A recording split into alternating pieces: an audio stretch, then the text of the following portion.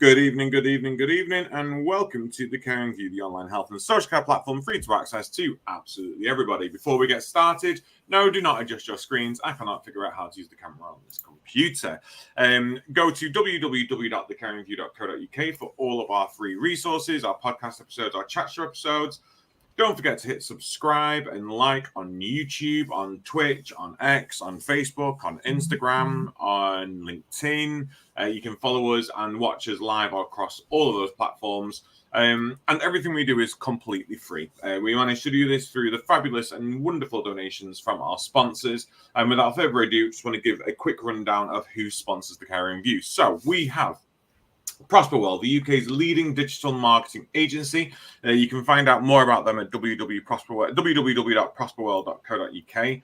If you know Toby, Tea with Toby, Smooth Toby, go and check those guys out. If you are into bodybuilding, tight UIEs, if you are into the sort of king of Southport, then please go check out CBAT, Care Business Associate Training. I have got a photo on here, well, not on here, but on my phone that I really do need to share with you. I think it was from the Care Show recently. And Paul just sort of sells himself at Care Business Associate Training. So do go check those out. All of your health and social care training needs.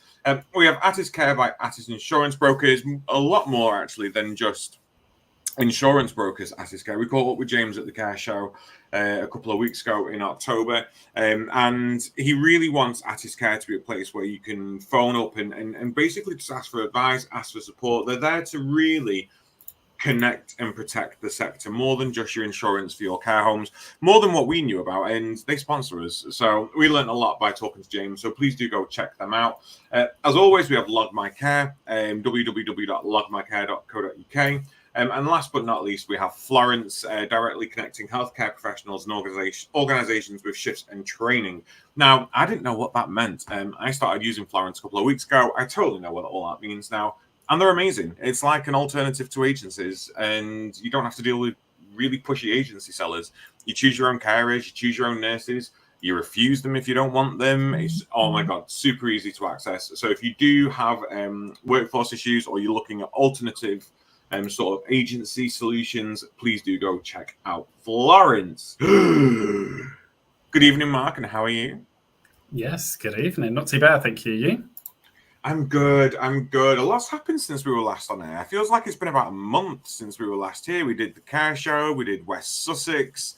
We had a takeover last week, which was incredible, by Dudley Sawyer. So if you didn't check that out, go and follow us on YouTube and go and find that now. But I think since last time we were live, I've got 2 more cats, which is crazy. So I'm literally shredded to pieces, and I've just had the kids for 2 days, so I've spent all afternoon napping because they have exhausted me, Mark. I don't know how you do it. I had 3 of the kids. I made them cry about 5 times. We spent too much money at the arcade yesterday. Too long swimming. I'm just very, very tired today. That's all I've done for the past 2 days is not babysit, kids sit, and I'm shattered. So I don't know how you do it with your 15 children and 400 pounds. I think you just adapt. I think your body becomes used to it. But yeah, I don't go on a holiday and do nothing. Otherwise, I think I'd probably just, my body would go into meltdown mode. But tonight we are talking around boosting employee engagement whilst driving down retention. If you have like a magical way of surviving and having children, please let me know in the comments, because I'm never having kids. I'm AWOC. I'm aging without a child. But I do babysit quite a lot. So give me some tips in the comments if you are there watching us. But tonight we are boosting employee engagement while driving down retention. And we have the fabulous Dan, founder of Visiting Angels. Good evening, Dan. How are you? Good evening, Adam. How is the darkness? Oh, honestly, hello, darkness, my old friend. I just can't see anything now. It's crazy. I'm going to try and figure out. I'm going to hand over to Mark very, very shortly, and I'm going to try and get my technical expertise out. I thought the real reason you're speaking from the darkness is because the cat and the children have left you scarred. Is that? Oh, most probably. If you can see the bags under my eyes right now, I'm not even kidding. They are horrendous. I've been trying out different concealers, and I've still not found the right one that doesn't make me look like Uncle Adams, Uncle Fester, isn't it, from the Addams Family? Because I'm bald as well, so I literally just look like Christopher Lloyd in some sort of bad Halloween get-up. But Mark, over to you. Yes, thank you very much. Hopefully get your camera working soon. Dan, I'm just wondering if you could just introduce yourself for anybody that might not know who you are, and also a bit about Visiting Angels, and then we can dive into the conversation. Yep, certainly can do. So I am health and social care since 2011. I think as many people do, sort of, I didn't really know about the sector until I needed care for a family member, and then ended up working in it. And both of those things happened in the space of about 12 months. I went from zero knowledge to knowledge of how bad it can be with the situation we faced for my nan, and then I was approached by somebody and recruited to be head of marketing for the UK for Home Instead Senior Care, which is my first sort of employed position in care. So was head of marketing for Home Instead, was the country lead for ProMedica 24, so UK MD for ProMedica 24.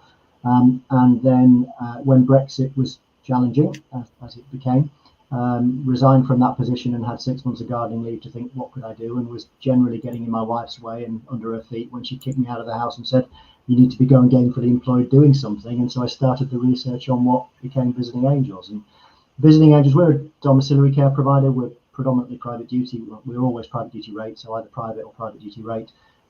We started from my dining room table, not the room I'm in, but a different room in the house, in summer 2017. We registered with CQC January 2018 and went from our first office in Sheffield to now 71 across the UK, adding 21 last year. And the principal reason that I now have grey hair that I didn't have a year ago, because when you move that quick, it's challenging, basically.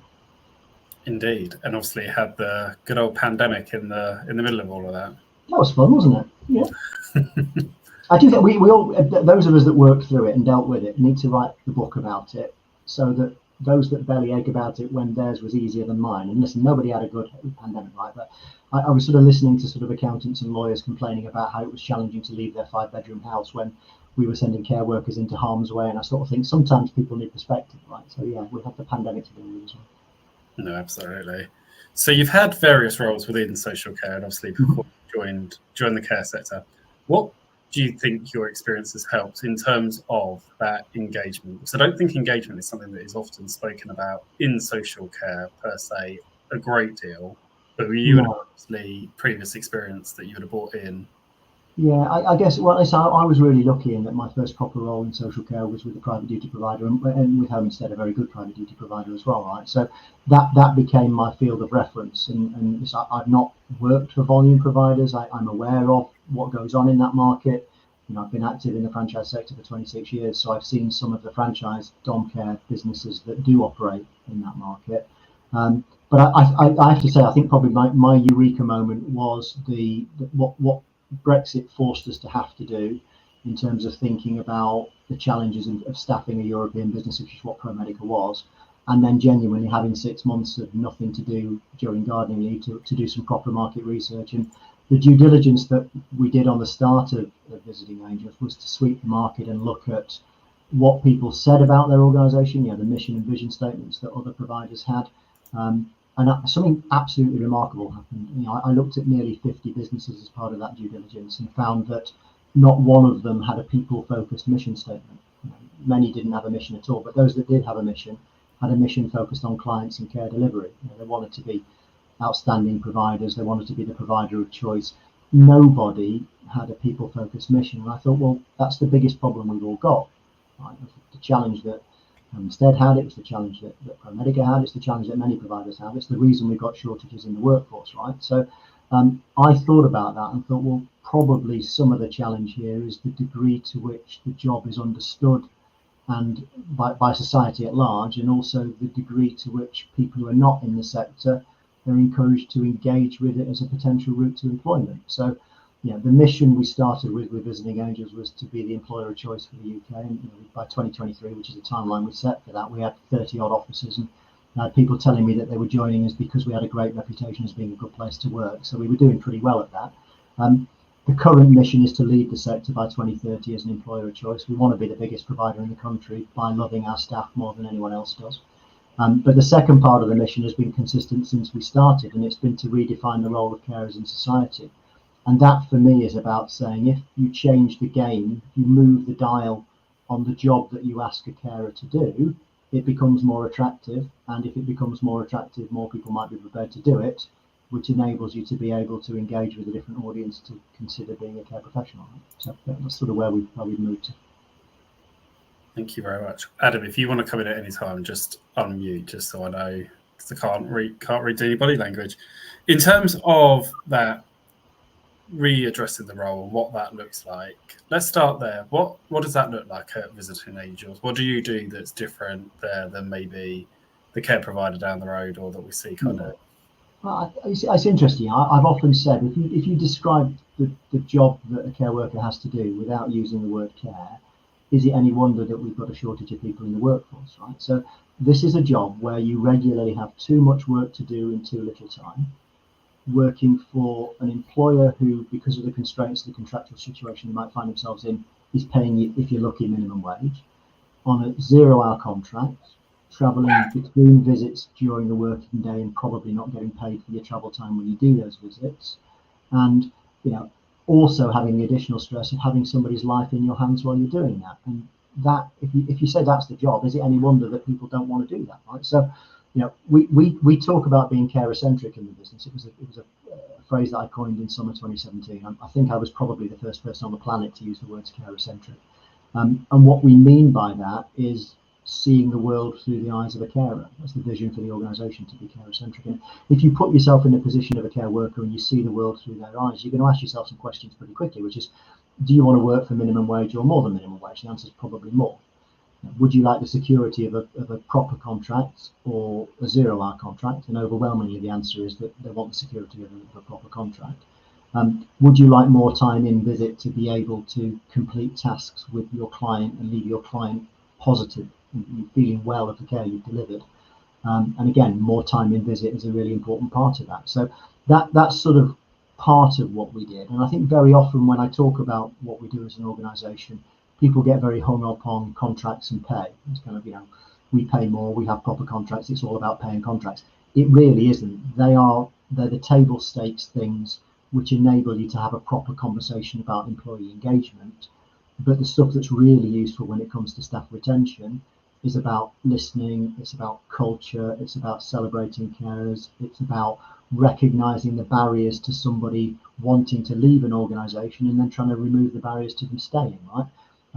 And all of that is far more important than paying contracts, but you can't do that until you've sorted paying contracts, is my opinion. No, absolutely. And I know Adam and I have spoken on here before, and I know that I've worked for organisations that have had the lowest retention, but was also paid minimum wage. And actually, you are right. The pay, I always advocate for more pay, and I'm pleased that I work for a company that pays staff really well, but it isn't the be end of all of it, because actually people do return to that organisation if the culture is right and they feel valued and heard and held. We say all the time, people might come for the pay, but they stay because of the way they feel, and that's about culture and engagement. And the upshot of what we achieve, the figures on this nationally, and we are, as I say, 71 locations. We're about 1,400 carers across the UK at the moment, although we're growing at a rate of about 140 a month. Our staff turnover, our loss rate for carers is 11%. And in dom care, that figure can sometimes be 50% plus, right? So we're in a place where we're pretty good at keeping people, and we're keeping people not because of paying contracts, we're keeping people because of the way they're treated in their field. But we also believe that you've got to attract people with a decent pay rate and a proper contract. Adam, did you want to come in? Yeah, I was just going to say there's another element to this pay conversation, isn't there? Because, we're listening to the politicians at the moment. They're increasing national living wage. They've just increased the real living wage. We're looking at going above 6% increase for next April. And that's all fine and that's all great. But when we look at employee retention and morale, we also need to think around organisational business stability, viability, and the confidence that exudes to people. Because even if we do want to pay people 13, 14, 15 pounds an hour, but the compromise to that is, but we can't really afford to get this new piece of software, or we can't really afford to fix this, or we can't really afford to do that now. That in itself is going to drive down morale equally so, because it's kind of like, do I need to start looking for another job? Am I secure here? Am I safe here? And there has to be a sort of balance here where it's, all this talk about pay. And I know, Mark, you and I have spoken about this for years now, but there has to be this balance of, but that's got to be doable. It's got to be viable. And actually, if we're going to be increasing the pay, we need to also think about the morale and the sort of viability of these organizations, because the last thing we need is these directors and these business owners to go, well, do you know what? Screw that. I'm throwing in the towel. I can't afford it anymore. So instead of losing 3 people because of low pay, we've lost 100 people because the business has closed down. It's a very difficult thing, and that's why I love that this conversation isn't going to be just about pay, because it is so much more. It is so much. It's interesting, Adam. The psychology, and we've done a lot of work with psychologists looking at the way people feel about work and the way they're engaged in work, right? So just on basics, home care workers don't have a place of work, right? They usually travel from home to a client, to a client, to a client, to a client, to a client, back home again, okay? If they have an interaction with the office, that interaction with the office is not always necessarily positive. You might find providers, for all sorts of reasons, including budgetary constraints, might be digitally training people, so they're not even bringing people in for face-to-face training courses. So you've got quite a low level of engagement with the person who is basically the employer in that situation. Well, we go out of our way to try and create more of a sense of belonging. It is physical face-to-face training, even though it's more expensive, because it builds a bond and it makes people feel part of the organisation. We find reasons to bring people into the office because actually they know and they understand and they feel that they work for the organisation with the office team then, rather than feeling loyalty to the client and sort of, if you're lucky, apathy towards the person that they're actually working for. So there's a stress and anxiety thing within all of that. And I think I say to the guys in the office all the time, even the people that clean the windows in the office get a chance to stand back from the building when they clean the windows and go, oh, I clean the windows. Clean windows, that's good, that, right? The experience that most home care workers have is of having to rush away from a visit, not having fully completed what they needed to do when they were there, right? Now, the compound impact of regularly having the lack of closure for the job you're supposed to be doing is it creates PTSD-like symptoms in people. If you, on top of that, say that many home care workers have 4 or 5 instances a week of first day nerves because their rota changes and they end up going and doing a visit they've not done previously, and that sort of stress that goes along with not knowing what you're doing in a new environment because it's a first day, they're getting a version of that when they're working in the community. Put all of those things together and they have an impact on someone's propensity to want to carry on doing this, right? So we sort of unpicked a lot of that, and we've tried to address that as well in terms of time with client, time of visit, the rota structure to give the stability that carers need to see the same clients week in, week out, and also just making sure that people are not doing that sort of first day nerve thing. And I guess some of that comes back to what Adam was talking about a minute ago in terms of the infrastructure of your organisation. And I think Adam and I speak to a lot of care providers that are still on paper-based rotas, and I can imagine actually, I remember being paper-based. The hassle, care home is one thing, but home care is a completely different story with rota that are paper-based. In terms of, obviously, the structure at Visiting Angels, you've been lucky enough that you've had that from the start. You've embedded that into your organisation as what you wanted. There'll be people listening today that think, I'd love to change the culture. I want to change the culture. They might not have that buy-in from above. They might not know where to start. What would be your one tip or multiple tips of where somebody can start right now in terms of changing that culture? Yeah, I'd start by saying I didn't feel particularly lucky in summer 2017 when I was sat there on my dining room table with no business, right? I guess it's easy to look back with hindsight and think, we're a decent sized national provider now, but we've made some luck along the way. I think the thing that I would say to anybody is that an inquiring mind will take you a long way. The ability to ask the question why was very useful for the early start of our business. That why do people do that? Why is that the response that they get from people that work with them? Why is that people's experience of working in social care? Why don't other people do it differently? And so that an element of iconoclasty, I guess, wanting to rip things down and start again, that need to look at things differently has been very useful. It's also meant that everyone that's invested in joining our organisation, we're a franchise business, so the franchisees that have joined our organisation believing in our way of doing it. If their values don't match ours, they're not allowed in. That helps immensely as well, because it's a great way of embedding culture across the network, because you've got a shared value and vision base for that. But I think my start point would be, everybody is in a position to be able to do something about this. Yeah. And I think the thing that gets in the way most often is the job that everyone's doing on a day to day. Right. I've always said, look, what a lot of what we do, which is not hugely revolutionary, but is also absolutely unique to us, so it must be in some way revolutionary, is kind of common sense. There's not a lot of rocket science behind saying to everyone our carers are more important than everybody in the business, including our clients, right? That's not rocket science. That it's also not my idea, by the way. I stole it from Richard Branson, so he does okay from it. So if I wind up a pound behind Richard Branson, I must be doing okay, I guess I'd say. But I think the reason that I've got away with kind of stating the obvious for as long as I have is that many people working in care businesses are so close to the problem, they're kind of like right up against it. They can't see a way around it, right? So a bit of distance sometimes, maybe finding the time to stand back from a problem and evaluate, what could I do differently? When I have an interaction with a carer, how might that go differently? When I'm feeling a frustration, just remembering that no matter how hard my day might be as a registered manager, a supervisor, a coordinator, a recruiter, it's considerably harder for my care team who are out there in the community actually providing care on the day-to-day. Yeah. We talk in our business about leading with humility, and that's very much about me saying, as the person that started the business and the person that has the very grand title of UK Chief Exec, I'm actually the least important person in the organisation. The most important people in our business are our carers. They are at the top of our inverted organisational chart, and I am at the bottom because of that. And sometimes I think people in positions of responsibility probably need to reverse away from where they are and think, actually, if I empower my people to do better, they probably will be able to do better.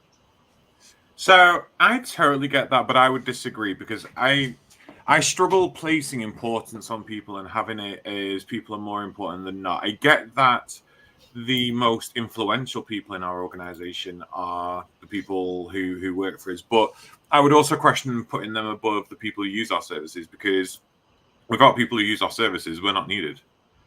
So if we're thinking around importance to the business, the most important people we have are the people requiring care, the people who are vulnerable, the people who need that support on a day-to-day basis. They're the ones that we have to build our trust with. I know we've got to build our trust with the team, and the team come alongside them, if not just slightly under. But I don't know. And I used to teach this in leadership training, where people would be more important than others. And as I get older, I don't know whether it's a toxicity born of this sort of masculine world we've lived in, where we have to put values on people's existence, values on people's existence within organizations, and yet actually we need to look at things like we do in the rest of our lives, that everything is proportional, everything is representational. So what one person might find as stressful, another person might not, but it doesn't mean that that person's stress is any less stressful than the others. And I don't know. I just worry about breeding this mentality that people in organizations are less important than others, because again, for me, that would severely impact my morale, especially if I was like, say, a registered manager or a deputy manager, and we were looking at that inverted hierarchical scheme, and we go, well, don't worry, because you're like third on the step, but you're less important than the carers. And as a registered manager, I can tell you, it's conversations that I've had with people, absolutely, to speak to that. And I think here's the thing, I own a home care business. I also own a franchise business, but I own a home care business. As the owner of a home care business, I don't deliver care.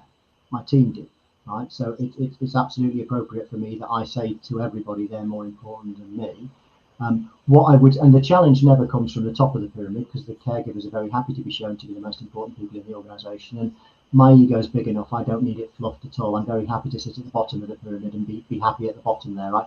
The challenge, as you quite rightly say, always comes from the middle of that pyramid. And we had a situation when we started the business, and we were sort of having these conversations for the first time, where I had a 20-year veteran of the sector say to me, are you telling me that the carers are more important than me and my qualifications and my experience? And I said, yes, they are, because without the carers, your qualifications and your experience don't deliver care. And I think I'm not too worried about the sector at large, because the reality is I've sat next to people from the sector at large, and I've heard the words literally stick in their throat when they sort of say, yeah, we believe that carers are just as important as clients, right? I'm very happy to be bold on it, genuinely. And what's really interesting is when you spend enough time talking to clients and to family members, and we're predominantly talking about the eldest daughter of a family who's the one commissioning the care package in the private space. The daughter is very happy to hear that you believe that the most important people in the relationship are the carers, because the daughter wants you to find good ones and look after good ones so that mum gets most important people in a relationship, not the organisation. You change your term there. But the reality is, I'm an organisation of people. So this is about addressing a common belief. Okay, and I think my problem always with this is that when we launch a location, the business owner, me for the original business, or each franchisee that's joined us since, they believe in what we stand for as an organisation. They're invested in the vision. They're invested in the journey that the business is going through, right? And you tend to find very quickly that registered managers are pretty well invested as well. That first employee, the first person on that mission as well, is pretty clear that this is what we're trying to achieve. We're trying to reset the way society thinks about carers. The problem comes when you then start adding people to the business, because typically you add people from the sector. And when you add people from the sector, unfortunately, those people from the sector aren't necessarily quite as bought into the way of thinking that we know is successful in our business. So you've got to have a way of easily helping them to understand it's kind of okay. For the individual that I said, look, the carers are more important than you are. But the good news for you, lady's name was Lynn, the good news for you, Lynn, is you're more important than me, because everyone's more important than me. And when I lead with humility like that, guess what? People respect it. Yeah. So it may not be for everybody, but it's kind of doing okay for us. We're working quite well with it. No, it's like I say, I taught it for years. It's a leadership tactic that I taught for years. I just think it's a sort of self-appointed human. I'm in one of those moods today, Dan, where I think if you've got to tell people you're bringing humility, it's no longer humility. It's one of those things for me where it's got to be natural. And there was someone in the comments who's come up saying our organisational chart works laterally. I think that's really interesting. I've experienced so much within social care because, like yourself, I've rubbed shoulders with deputy prime ministers and senior politicians and Gillian Keegan for all what she did while she was in power, and all of that. And I do see this toxicity that breeds within businesses, that we've got to strive to be more important, or we've got to be able to show the world the next new innovative thing that steps us aside. And I sometimes worry that we lose track of what really matters, and that is people. Yeah. And I get that. I do. Yeah. Here's the thing. I think when I say I lead with humility, I mean my proximity to care workers means that I genuinely know what my team face, and I understand what carers face. And I think, unfortunately, when it comes to conversations around the situation that carers find in terms of their work experience, that some of the people who are chief execs of organisations are not close enough to their staff. They're not struggling to feed their kids. They're not struggling to heat their home. They're not struggling to fuel their car, right? And maybe if they had a bit more proximity, if that proximity was brought through humility, then it might help them to understand a little bit more about why their organisation faces what it faces, right? And maybe that's something we should be asking Keir Starmer with him raising his bus fare today, or whenever he's going to be raising it to the £3 cap. No, I think it's a really interesting conversation around how we bring that culture and those values to everybody in the organisation, and how we embed them to where we need to be. I loved it when you were speaking about values, because very few people, and Mark and I know this, we've done a couple of talks around the country recently with providers. And a lot don't know the values. A lot don't know how to embed the values with their teams, or with the people who use their services, or with the local community. And I've always promised throughout this year we'd always bring things back to the quality statements, no matter what's going on there. But shared vision and culture, a huge thing in quality statements now. It's the first one under well-led. And I think, in fact, no, I'm going to ask you, what are some of the ways that we can effectively communicate and integrate our values into daily ops, because it's part of what you do now. So what are some of the ways for people who are listening to this going, do you know what, whether or not I call them more important and not important, I'm really latched onto this idea of values. So how can we sort of integrate that into our daily ops? Well, here's the thing. It's interesting. If we think about that pyramid as it is for us, inverted and hierarchical, right? My direct responsibility is for the person directly above me in that pyramid, right? The second least important person in the organisation, if you want to think of it that way, right? And so my role is to empower them to then look after the people above them, for them to empower the people to then look after the people above them, right? So, because if I step round that person and intervene directly, I invalidate that person. Yeah. So what we've created with the inverted org chart is a situation where it's possible for a caregiver working a double-handed shift alongside another caregiver to be so pleased about the work that a colleague does that she can ring the office and ask one of the admins to send a thank you card to a colleague.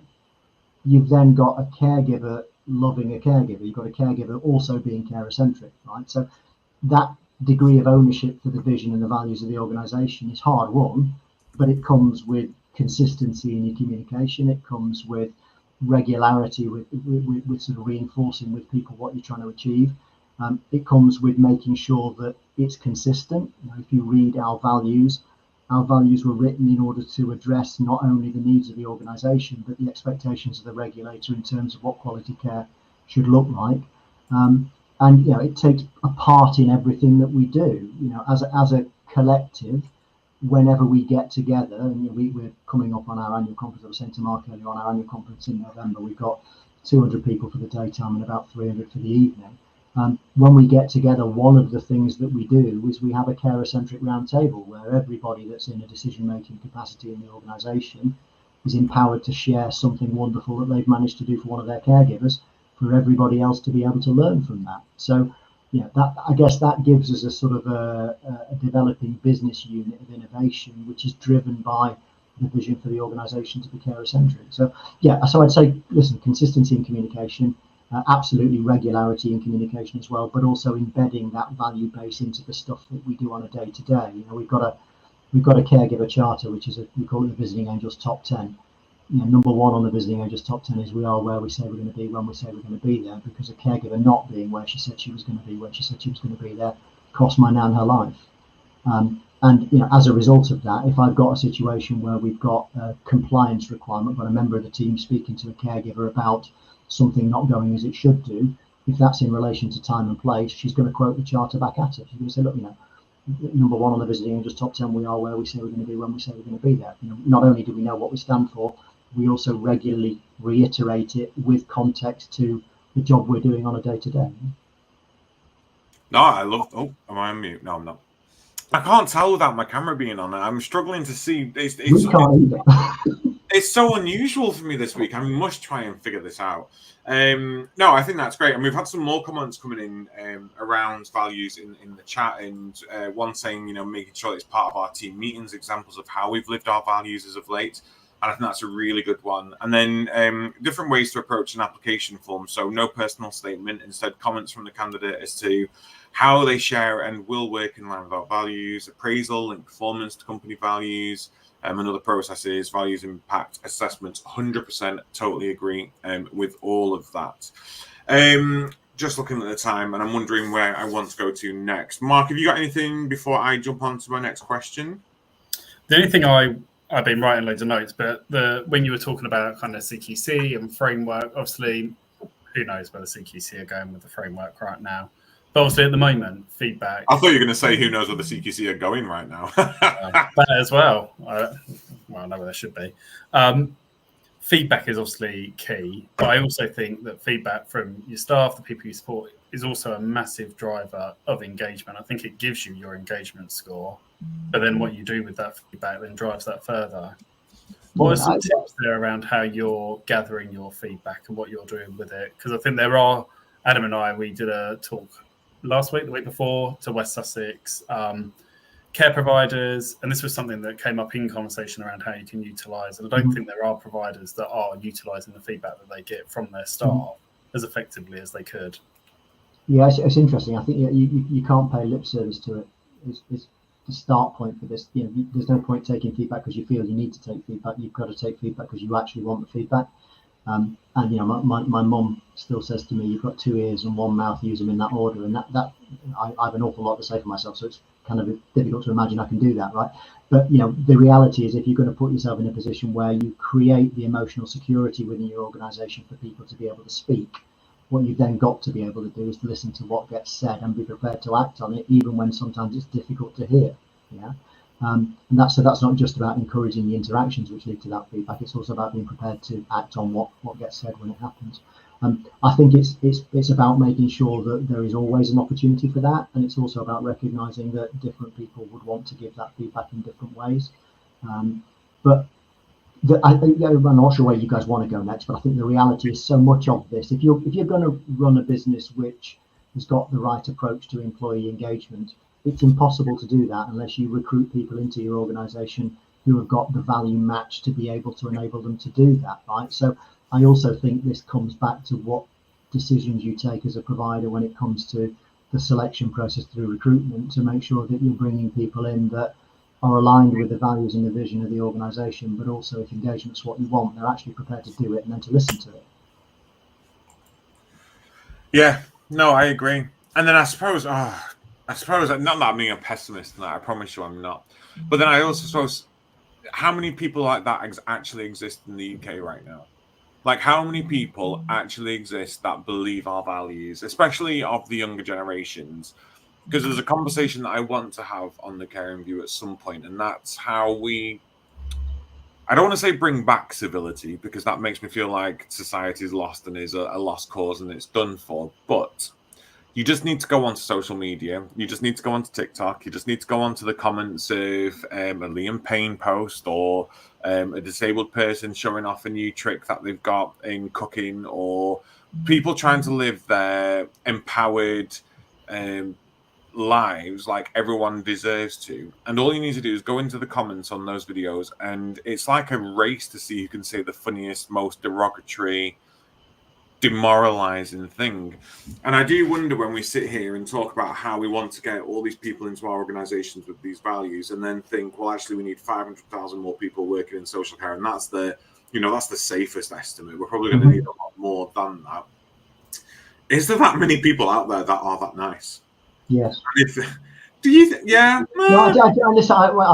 Listen. 500,000 out of 80 million spread across the country. We're all vying for nice people, and I do see the demoralization in companies where it's like, well, we've got these values, but it's just so hard to find the right people because we're actually having to sack loads of them because they're not in line with the values. And we don't just sack them; we work with them. We try and bring them in line. We try and understand why they're not exhibiting these values.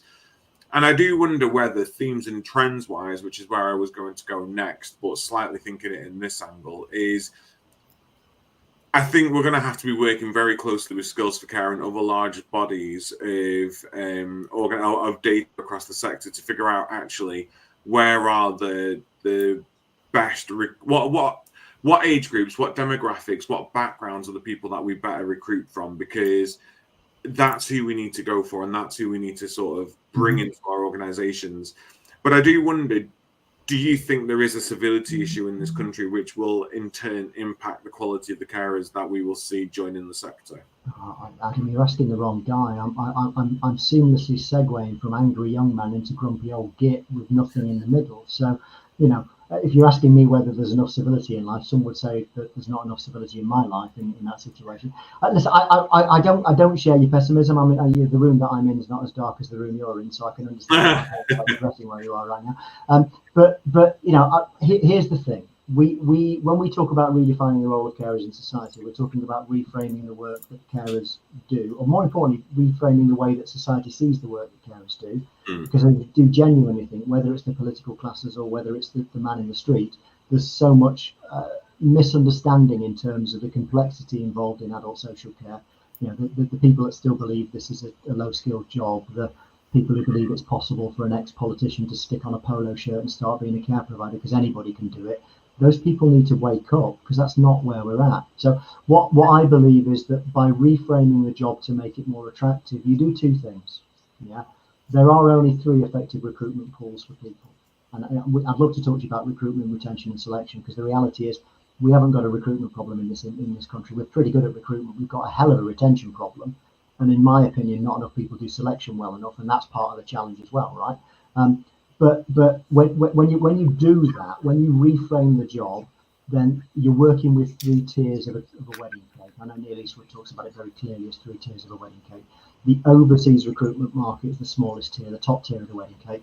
Doesn't work, never would work. It was a bad idea. let's forget about it. Okay, the middle tier of the wedding cake, the active job seeker market, that's everybody that currently works in adult social care. So that's 1.6 million people. Okay, and there's a chunk of those, unfortunately, who are doing it because they can't get a job anywhere else. The question is whether they ought to still be doing it, or whether we need to find people that actually want to be involved in doing this, right? Not who fall into it accidentally, but who want to be involved in being in care. The bottom tier of the wedding cake is the passive job seeker market. That's the biggest tier of the wedding cake. That's everybody of working age in the UK that doesn't currently work in adult social care, right? So what's that? 27, 28 million people. Yeah. Why don't they work in care at the moment? Well, a good chunk of them used to work in care, and they've been burned by the sector and they've gone to do something else. They can be encouraged to come back. Yeah, they can be taken from sitting on a checkout in Tesco, scanning beans, and be reintroduced to caring for people, as long as you reframe the job to make it a job that it's possible for them to do. Yeah. If I look at what my staff turnover delivers, my 11% national staff turnover rate delivers two things. It delivers a private client the opportunity to choose their carer, not to have the right of refusal over the carer that's automatically selected for them, to choose who they invite into their home.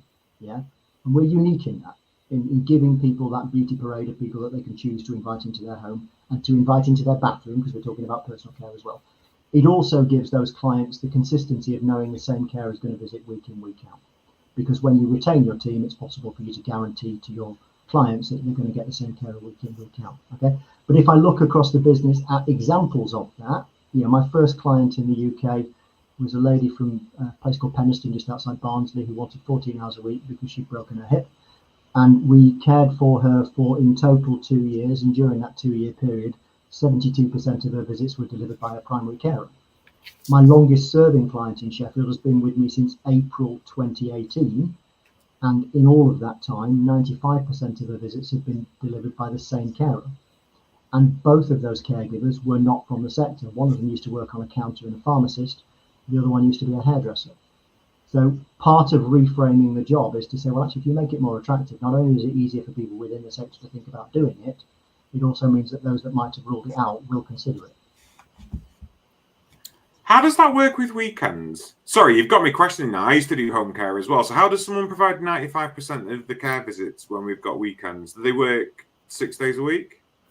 She's working 6 days a week. She's alternating weekends with somebody else. So we on a package like that, we would have a 3 caregiver team on that, and we've got primary, secondary, and then a cover carer. Cool. But sorry, part-timers, Adam. We work with part-time people. Yeah. And that's the thing, isn't it? When you've got part-time, actually, that continuity of care does slightly dip, because you obviously got that rotation, especially obviously in home care more so. I think I was just listening to obviously the conversation and made some notes around actually what does that look like in terms of that selection process. And I think there will be people listening that home care, some that are care home, some that maybe not even work in social care. And I think it depends on your type of organisation. Like I put my registered manager hat on of the care home, which was a 13-bed LD service. Actually, we didn't need that many staff. So actually, once you got to that optimal staffing limit, you could then be really picky and performance manage the ones you didn't want and be really picky in that selection process. But then I put my hat on to when I was a registered manager of a new home care company and the growth targets that we had as part of that franchise. And actually, that choice and that selection went right out the window. And actually, the values that I held became very problematic for that company, because I was there saying I wouldn't employ this person to look after my mum. But then you had the pressure of actually, well, you need to employ that person to then hit those targets. So I think it does depend on kind of the organisation you are managing or leading. And I think just when we were talking about trends and analysis, I think the dynamics of social care is going to change, right? With technology, with AI. And I can envisage, like I look at my own organisation, and we're a large organisation, but I look at some of the people that are coming in that really want to get involved in like the data and the tech side of the business. Whereas actually probably 3 years ago when I joined, wouldn't have been even an option that was on the cards. And I think we're going to bring in new skills. And I think what excites me about that is actually there'll be people that haven't worked in social care, who can bring in different ideas, possibly new values, what's worked elsewhere. Adam, anything before I go to the comments? No. Right, let's see what we've got. So I've got Dan hit the nail on the head. One of the values is relationship, and this is when a client gets to choose their carer, which then allows the client and carer to build that relationship. And I think, I did a webinar last week with Log My Care, and 100% you need that relationship with the carer and the person that's being supported. Got somebody that has spoken about pay rises would be helpful for retention and even recruitment in the sector. And I know we've touched on pay, and pay is not, I would say, I've worked for companies that pay £14, £15 an hour, but have nothing else going for them, and people don't stay. And I've worked for companies that pay minimum wage, and you've got staff. It's all the things that go behind the scenes. But I know we've spoken about that already. And employees also want to be cared for. They want to be shown respect, but more importantly, involved. Coaching, training, and more importantly, keeping them motivated keeps them engaged at all times. And this is James Parker, but his name hasn't come through. Think less of bringing in line and more of bringing on board. Totally, James. Any thoughts from either of you before we then move on? Do you know? Sorry.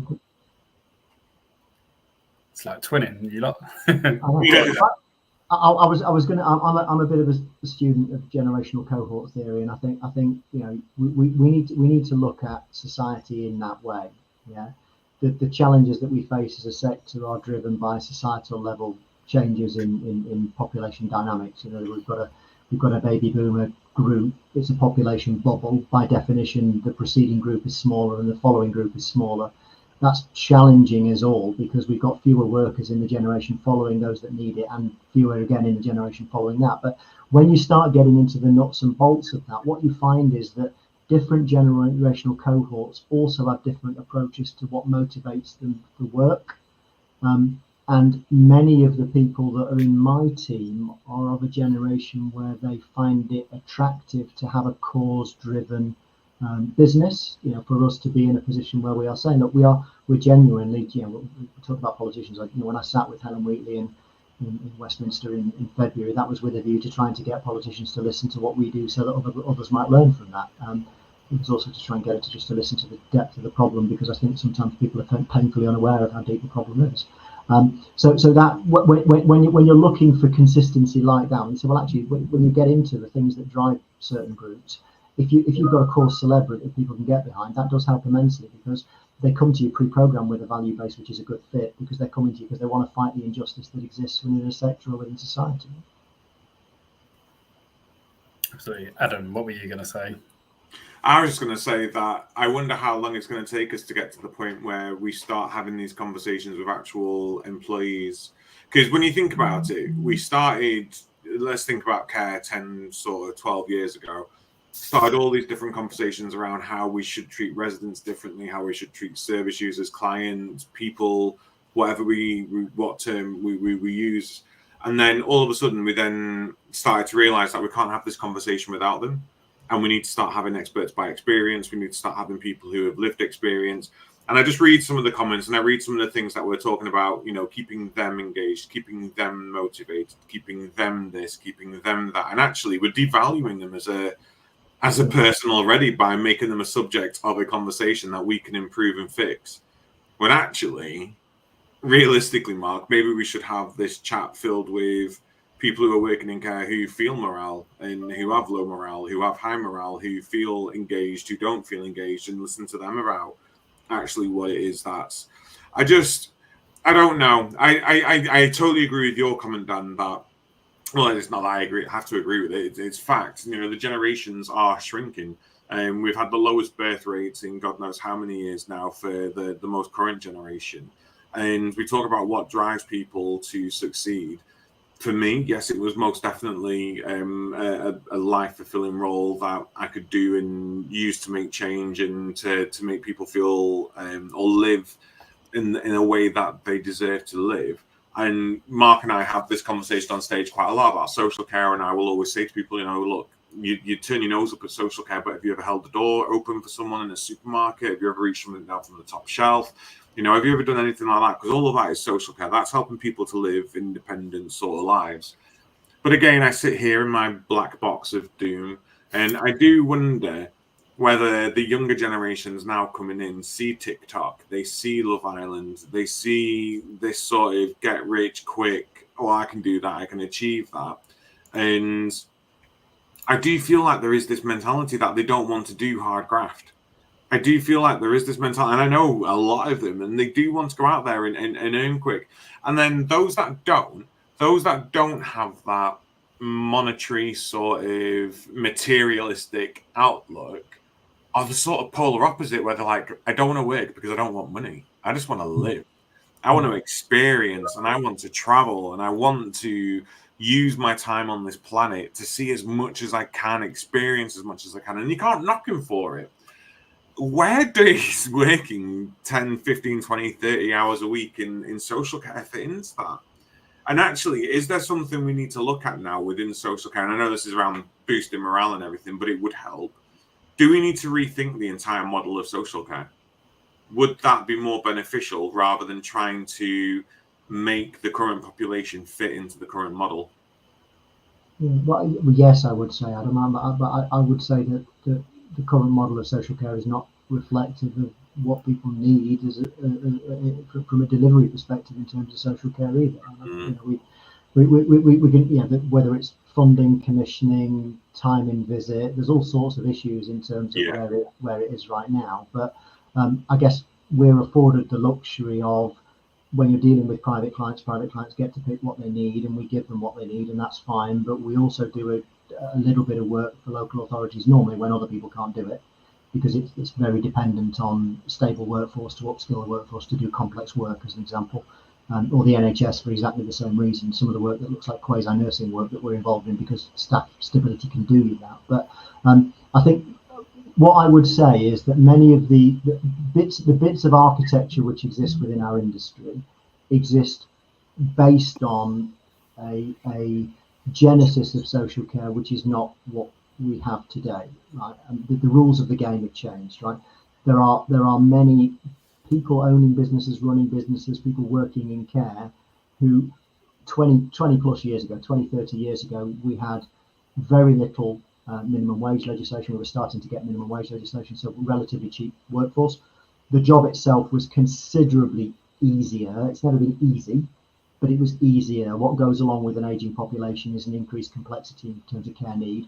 We are in that right now. The job is harder than it has ever been because of that, and will be harder tomorrow and harder the year after. Because of that.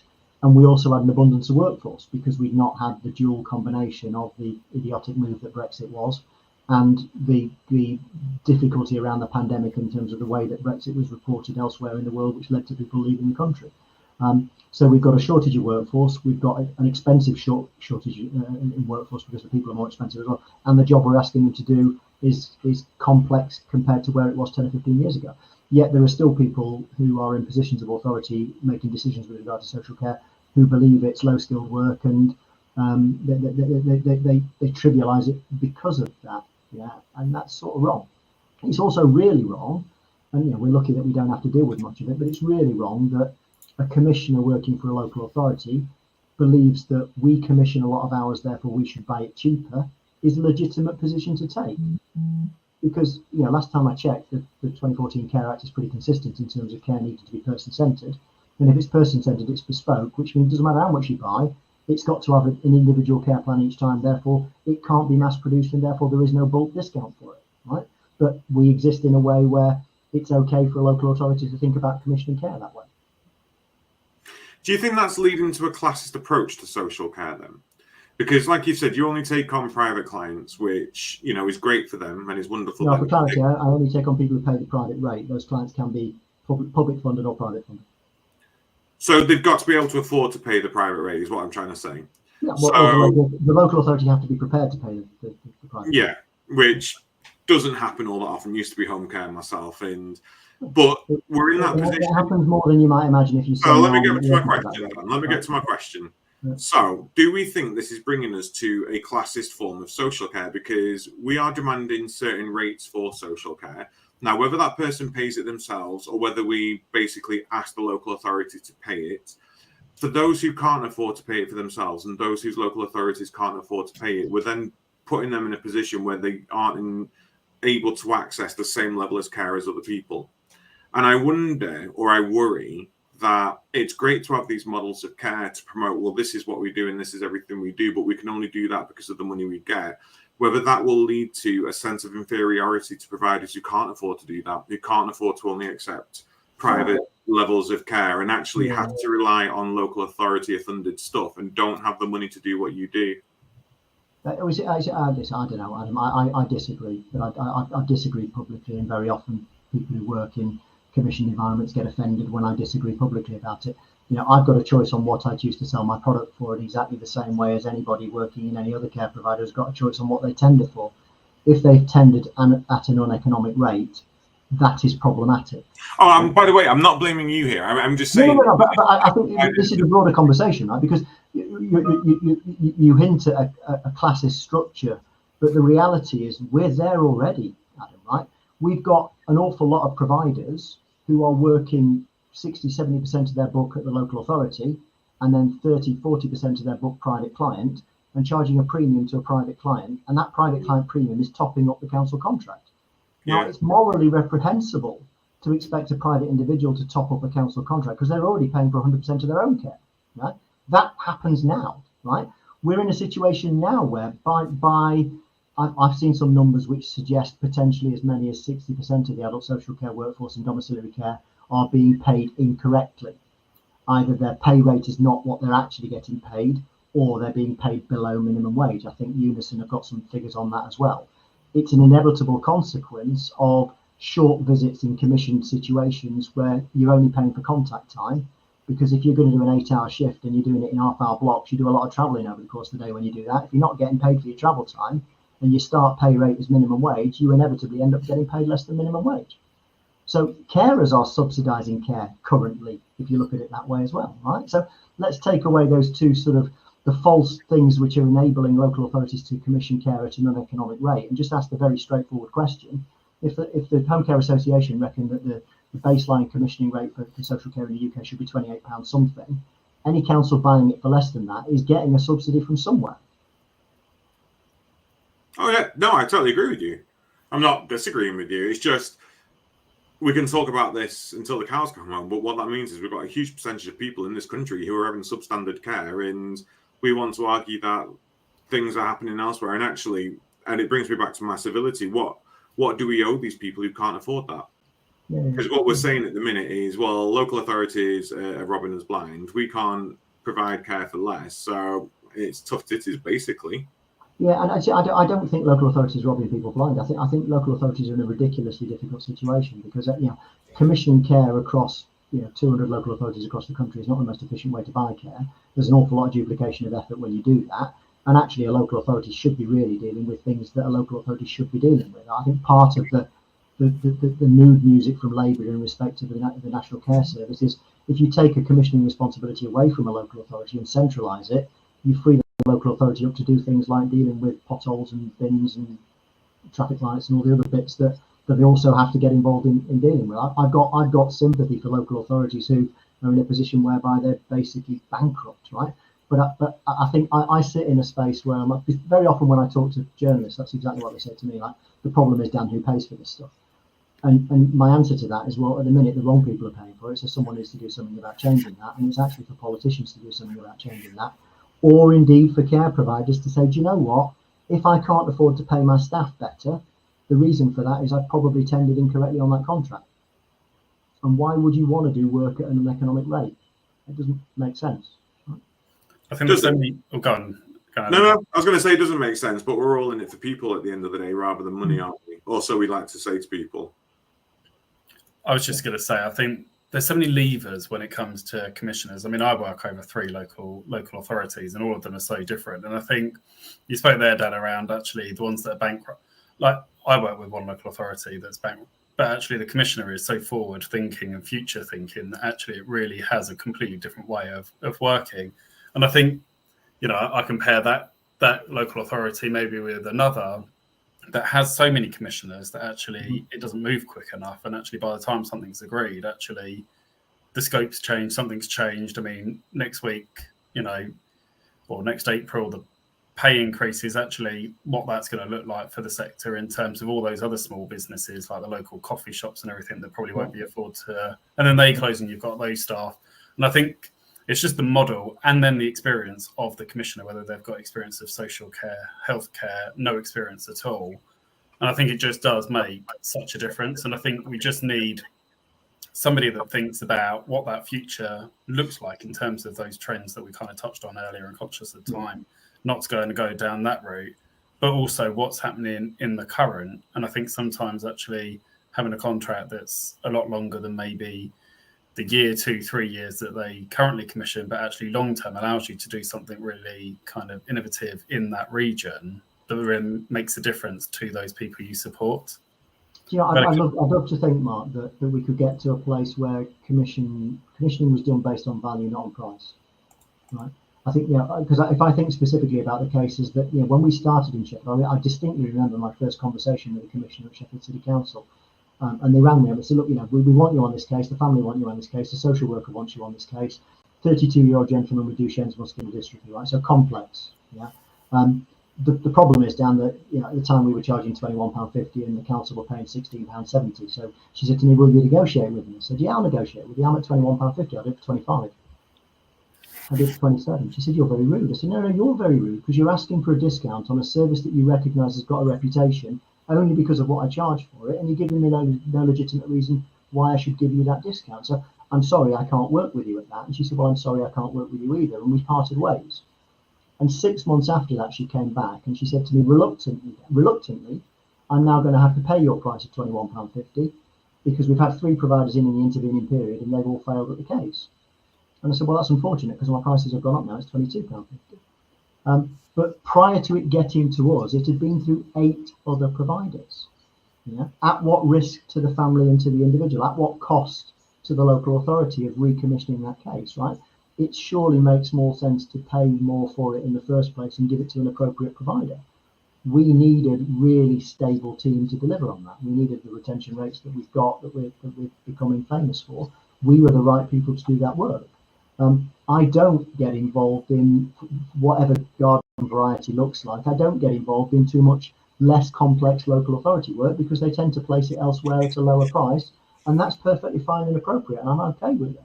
But I was interviewed by BBC Breakfast in October 2022, and as part of that piece, there was a lady in Shropshire who'd been 5.5 months without care. And when the BBC pointed a TV camera at it, guess what happened? The council reassessed her case, found some more money, and the package started again, right? So who advocates for people in that situation who are not getting the care they need if someone's not pointing out that actually the council have got a duty of care to ensure that she receives care in that situation? I do think there's some onus on care associations and care providers collaborating. And I think listening to this kind of takes me right back to kind of managing a home care company 7 years ago. And we were charging £28 back then, but all the home care providers said it's £28. So their local authority had no choice. And then it was the care association that worked together to actually put what our fees would be each year. So then that went with the local, but it only took for one provider. I don't know, I've spoken about this before, so I apologise for anybody that's heard this. It only took for one provider to undercut everybody else. They then got all the work from the local authority, and then it kind of all split until everybody kind of got back on that same page. But well, it's interesting because the conversation we've ended up moving down to talking about commissioning, because inevitably when we talk about the cost associated with some of the things which drive engagement, like the music festival that I run in Sheffield that carers come to, or the talent contest we did for home care workers, there's a cost associated with doing that stuff. The benefit is that we get a terrific level of engagement, but we've got to have the money to be able to do it. So we've ended up talking about commissioning because it comes back to who pays for it. But the reality is one of the bigger things about commissioning is that commissioning allowing consistency?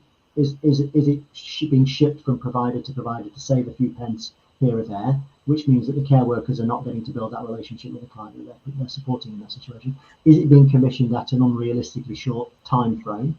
That half-hour breakfast visit that, I'm a 50-year-old man, it takes me at least 45 minutes to get ready in the morning, right? I'm not doing a half-hour breakfast, okay? And I'm in my 50s, right? So why are we expecting people to be dealt with in that timeline in the morning? Yeah. And it's about, Adam, to your point, it's about the respect that society has for people that are receiving care. It's about the importance that we place on the delivery of proper care. But I would also argue that in an industry that has between 50 and 70% staff turnover, an awful lot of money gets wasted in the churn that exists in most home care businesses. And I'm blessed because I have earned the right to not have that problem. And it means I redeploy some of the money I would have otherwise spent on recruitment into retention initiatives, and we deliver a service that's pretty good because of that. Adam, any thoughts? I'm very conscious. No, Petros has come up in the comments and said, really important conversation. Commissioning is so much more than personal opinion. Key question is this someone's personal opinion or is it regulation? And I think, and I paraphrase there, but I think that's a hugely important question. We've got to think, the Care Act, we've got to think that actually now CQC have the authority and the power to inspect and assess local authorities. How well that's going is anybody's. It's not, Adam. I bollocked when I met Helen Wheatley in Westminster. I bollocked her on it because I said I think it's absolutely disgraceful for government to expect the regulator to do more work and give them no additional resource to do it. They basically passed the buck. Central government's never been very good. It's not that they don't have the resource; they can't keep their team. Maybe they should listen to this because they've lost so many employees due to poor morale, poor retention. Yeah. It's not that they can't and don't have the resources; it's they can't keep them. They've lost an awful lot of very good people, which I think is significant, isn't it? Because they've lost through their own devices, through their own mechanisms. They've lost them internally because of how they've approached stuff. I don't think that they need more power. I don't think they need more money. Christ, they don't need more money from providers, especially. They should be giving it some of it back, the way they've been performing recently. Well, it's interesting. I'm on record as saying I would very happily pay CQC £5,000 to fast track a registration because I think it's disgraceful that it takes 7 months to get one done at the minute. And that's fine. I'm sure a lot of people would love to be able to do that. The fact of the matter is the system that CQC have doesn't work at the moment. What my point was going to be with Petros is it's a very interesting point that you bring up, Petros, because yes, it would be interesting to see whether it's regulation or not, and how the CQC approach that as part of the Care Act responsibilities that local authorities do have. I think is there was another point, but I can't remember what that was going to be now. I can't remember what we were on just before that, but nothing other than that, Mark. Well, I'm very conscious that we have run over time. I think it's been a really engaged conversation. I think it's been great to see all the comments coming in around your thoughts. Thank you for those, James, that you've shared kind of what you've done in your organisation. I definitely think, Dan, we should have you on to continue this. And I think we didn't touch on future trends, and I do think that kind of what that looks like, even in the short term, let alone the long term, is going to be, I think social care will completely transform to what we kind of know it now. Also wanted to speak, and I'll touch on it, but I won't go into it, is around like unreablement as a reablement provider, but we're commissioned on a block. But you don't see that for home care. You don't see that for anywhere else other than reablement. And actually, do you get more bang for your buck being on a block contract than you do maybe on a 15 half-hour, 60-minute commission service? But I won't go down that route tonight. No, but it would be interesting to hear back from, say, nursing home and care home providers, because they do offer block contracts for nursing homes and care homes, and we've had them in the past where they will say, look, we're going to block purchase these beds and your beds get filled because they've block purchased them. It is a very interesting way to approach things, and then it brings in the question that depending on what percentage of your service is being block booked, does it become your service or does it become a local authority service at that point? Because they can choose who goes in and who doesn't go in. It's a very sort of selling your soul to the devil situation, isn't it? But I agree it can work in circumstances, especially if it's like in-house reablement in a nursing home for, say, like halfway housing before people come home, like convalescing. A very interesting conversation, Mark, to have, I think. No, definitely. The future of social care. Yeah. Right. Go on, close us out. Dan, any final thoughts? That was it. I tell you what I was going to say. All of this all sounds perfect on paper, but I know there's going to be a lot of providers out there at the moment who are panicking the fact that we're looking at a massive NI increase as well. We're looking at employees' insurance increases. We're looking at these massive pay increases. So I would just say to you, if you're watching this on catch up, or if you want to let us know any concerns that you've got around potential budgets or wage increases or salary increases, do let us know, because I think it's a conversation that would be worth having and getting out there to see actually people want to do better, they want to do more, but how the hell are they going to afford to when these forced pay rises are being put on people when actually inflation doesn't match and commissioning costs, like Dan has said, aren't increasing? It's scary. It's really, really, and especially for people who require the care, winter fuel payments, TV licenses, all of these bus fares. And I'm not saying that they don't get the free bus passes, but that's a conversation that is being had. All of these additional costs are coming back into the older generations, and they also need to pay for the care or subsidize it. It's going to be a struggle. So I think it's going to be a very precarious 24, 36 months when it comes to social care providers, costs-wise, and people receiving or requiring care. And I do think around this idea that you think around the dentist or the GPs and not being able to afford to go to them or having to pay extra to go to them. And then you see people not going to the dentist because it costs so much.